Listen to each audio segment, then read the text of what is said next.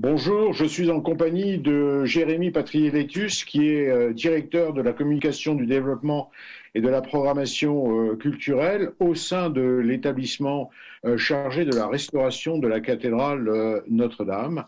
Notre cathédrale Notre-Dame qui va être l'objet de cette plénière des JNLF 2021. Il va animer cette plénière en compagnie du professeur Dany Sandron, qui est historien d'art et qui reviendra sur l'historique de la cathédrale. Pouvez-vous nous dire ce qu'il en est de l'état de restauration de Notre-Dame, que l'on a tous vu encore, on a tous cette image dans notre mémoire de la cathédrale partant en feu il y a 2 ans maintenant. Merci professeur. En 2 mots, vous dire que la cathédrale aujourd'hui est en phase de sécurisation et de consolidation. Depuis 2 ans, les architectes en chef des monuments historiques, les équipes de l'établissement public, les compagnons, les entreprises ont œuvré à la sécurisation de la cathédrale. Nous n'avons toujours pas commencé la phase de restauration et en 2 ans, beaucoup a été fait. Il a fallu étayer la cathédrale, poser des cintres, évacuer les œuvres d'art, démonter l'échafaudage, déposer le grand orgue, sécuriser les arcs-boutants, sécuriser les voûtes, déblayer les vestiges. C'est de nombreux travaux qui ont été menés depuis 2 ans, des travaux qui consistent à permettre à l'édifice de tenir debout et de lever un à un les périls qui pesaient sur le monument et sur la cathédrale. Je crois qu'actuellement, enfin, à la lecture de la presse, on en était à un stade de consolidation des voûtes, des différentes voûtes à l'intérieur de la cathédrale, je crois. C'est exactement cela. Aujourd'hui, les charpentiers sont en train de poser des cintres en bois qui ont été réalisés sur mesure, des sortes de béquilles, si vous me permettez ce parallèle médical, de cintres en bois qui viennent comme des attelles consolider les voûtes par l'intérieur. Ils sont fabriqués en Meurthe-et-Moselle dans des ateliers fascinants de charpentiers. Ils sont assemblés à la cathédrale, ils sont levés avec une très grande grue à tour.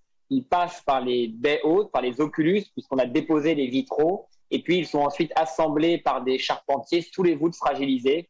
Et ils viennent ainsi renforcer ces voûtes. Et c'est une opération qui s'achèvera à l'été. Elle sera reconstruite à l'identique, parce que je crois qu'elle avait été visualisée en 3 dimensions, un peu juste avant d'ailleurs cette catastrophe. Oui, la cathédrale Notre-Dame de Paris, c'est sans doute l'un des monuments les plus documentés, les mieux documentés en France. Et effectivement, il y a des modèles numériques de la cathédrale qui existent et il y a des décisions patrimoniales importantes qui ont été prises ces derniers mois, le 9 juillet dernier, et que ces décisions ont consisté à reconstruire la cathédrale à l'identique, puisque nous allons restaurer la flèche de Viollet-le-Duc, qui avait été dessinée au XIXe siècle, que nous allons reconstruire la charpente en bois de chêne et la couverture en plomb. Donc c'est une reconstruction à l'identique, conformément à la doctrine patrimoniale qui prévoit que l'on rétablit l'architecture d'origine quand l'état avant un incendie ou un accident est parfaitement documenté. Et comme vous l'avez rappelé, c'est le cas de la cathédrale, on dispose de relevés, alors pas forcément que 3D, on dispose de relevés très précis de la charpente. Et donc, compte tenu de cette documentation, il a été décidé, conformément à cette doctrine patrimoniale, de reconstruire la cathédrale à l'identique. Une petite fierté toute personnelle parce que je suis neurologue en Dordogne et alors c'est en Dordogne où ont été restaurés les apôtres et où va être restauré le coq de la flèche Notre-Dame. Je crois qu'il est en cours de restauration, donc c'est vraiment on est très très fiers finalement. Vous avez parfaitement raison et si vous me permettez de rebondir à ce que vous dites, c'est toute la France qui est au chevet de la cathédrale. Sur les 40 entreprises qui se relayent sur le chantier de sécurisation, plus de la moitié viennent de régions.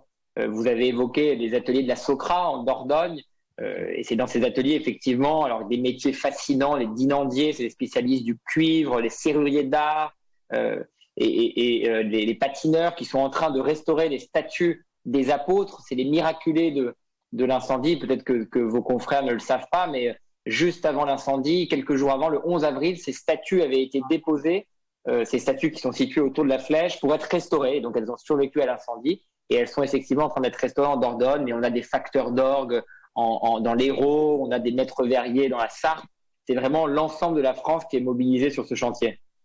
Et est-ce que vous pensez que finalement la deadline sera je dirais, validée? Est-ce que vraiment, comme le souhaite le président de la République, en 2024, Notre-Dame se ressuscitera?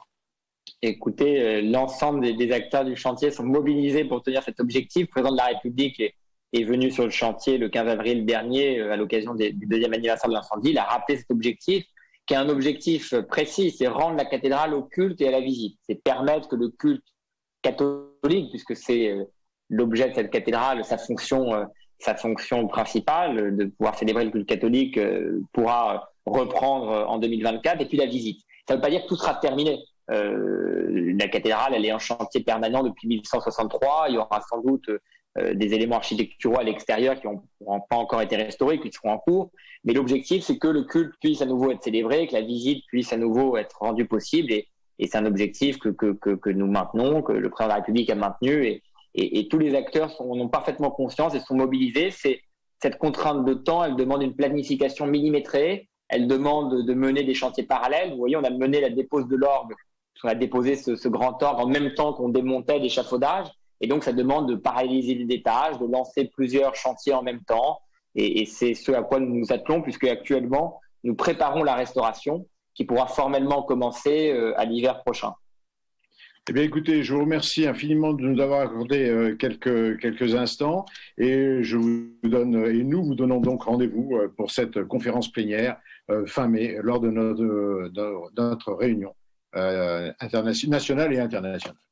Merci, professeur, et merci de votre invitation aux journées neurologie de langue française. Merci beaucoup. Merci à vous. Merci à vous. Bonne journée. Au revoir. Au revoir.